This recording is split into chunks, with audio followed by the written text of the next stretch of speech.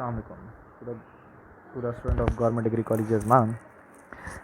तो आज का हमारा जो टॉपिक है वो शॉर्ट क्वेश्चन ही हैं, बड़े आसान आसान से हैं। तो कल हमने एक लॉन्ग क्वेश्चन पढ़ना है, ठीक है बेटे।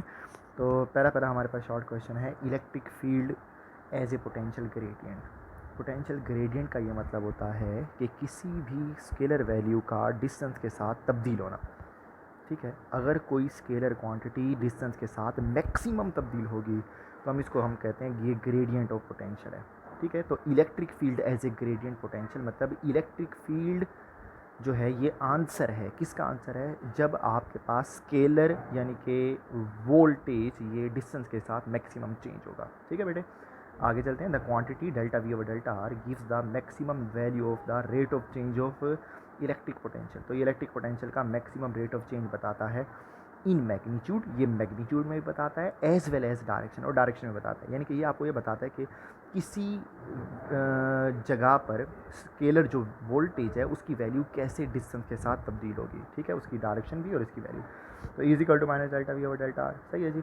यानी कि इसके अंदर बेटे ज़रा गौर कीजिएगा, इसके अंदर जो आपके पास ये डेल्टा ओवर डेल्टा आर है, यानी कि ये डेल्टा ओवर डेल्टा आर है, ये आपको बताता है डिस्टेंस के लिहाज से चेंज कितना है। और ये जो वोल्टेज है ये आपको बताता है स्केलर क्वांटिटी का डिस्टेंस के साथ कितना चेंज है, मैक्सिमम चेंज होना चाहिए, ठीक है। और नेगेटिव का मतलब ये होता है कि डिक्रीज होने वाला चेंज है, यानी कि वैल्यू डिक्रीज होगी, ठीक है। तो negative sign shows that the decreasing potential. बेटे इसका प्रूफ किस तरह से, आपके पास लास्ट टाइम का लेक्चर है, आप खोल के दोबारा देख सकते हैं। चेंज इन वोल्टेज बराबर होता है work done per unit charge. Change in voltage का मतलब होता है V B minus V A, ठीक है, V B minus V A, और डब्ल्यू ए बी यानी कि वर्क डन ए से बी तक का इनटू चार्ज, ठीक है जी। उसके बाद क्या है, V B minus V A is equal to F D cos of 180 degree over Q naught, ठीक है। कॉस 180 का मतलब होता है माइनस एफ डी। अब एफ का क्या मतलब होता है बेटे, दूसरा टॉपिक था इसी चैप्टर का, वो इलेक्ट्रिक फील्ड जो है वो क्यू फोर्स पर यूनिट चार्ज होता है, और फोर्स बराबर होता है क्यू इंटू ई, क्यू से क्यू कैंसिल तो ई डी आ गया। और आप इसको ई की वैल्यू निकालोगे तो delta V over delta are. Delta R कब लिखा, जब आपने कहा कि बड़ा छोटा डिस्टेंस आप लोगे, डी बड़ा डिस्टेंस है, छोटा डिस्टेंस दोगे तो डेल्टा आर के बराबर आएगा, ठीक है। ये बेटे पहला शॉर्ट क्वेश्चन। दूसरे शॉर्ट क्वेश्चन की तरफ चलते हैं। दूसरा आपके पास है इलेक्ट्रॉन वोल्टेज, ठीक है। तो बेटे ये आपके पास एनर्जी का यूनिट है, the amount of energy acquire, या तो एनर्जी यानी कि हासिल करेगा और एनर्जी लॉस या लॉस्ट करेगा बाय इलेक्ट्रॉन। एक इलेक्ट्रॉन जो एनर्जी एक्वायर करेगा या लॉस्ट करेगा इसको हम कहते हैं इलेक्ट्रॉन वोल्ट। इलेक्ट्रॉन वोल्ट बराबर है 1.6 मल्टीप्लाई 10⁻⁻19 कूलम के बराबर होता है बेटे ये, ठीक है। और आपके पास आप ये देखें ज़रा, मैंने इस तरह से बना रखा है, अगर प्लस चार्ज की तरफ जाएगा तो पोटेंशियल एनर्जी बढ़ेगी, ठीक है। और अगर 1 वोल्ट होगा इधर और इधर के इधर मैंने 1 वोल्ट होगा तो 1 इलेक्ट्रॉन वोल्ट एनर्जी बढ़ेगी, पोटेंशियल एनर्जी, ठीक है।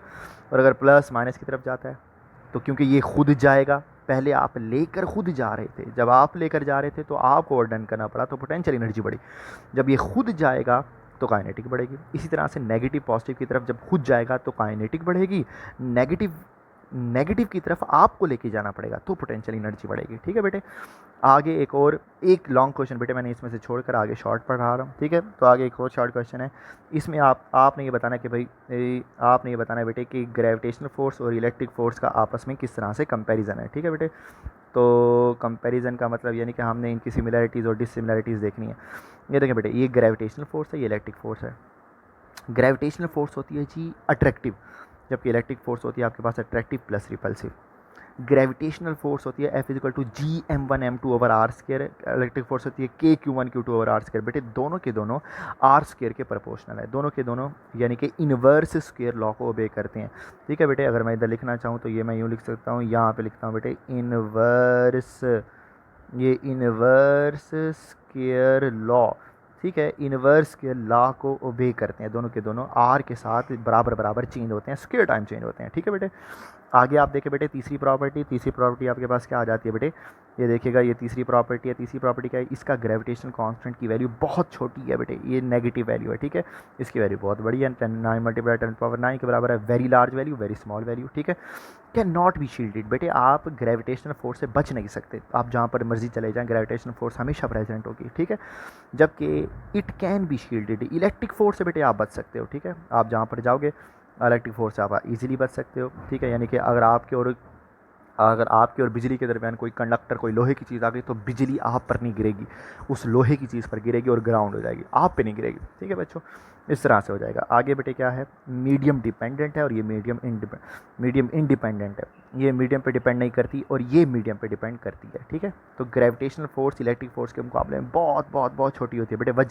वजह यही है, ये देखो ये माइनस में है वैल्यू -11, ये पॉजिटिव में है 10⁹, ये बहुत बड़ी है, ये बहुत छोटी है, इसलिए इसकी वैल्यू बहुत बड़ी है, इसकी वैल्यू बहुत छोटी है। ठीक है बेटे, कोई बात पूछेंगे तो आप पूछ सकते हैं। ओके बेटे, खुदा हाफिज़।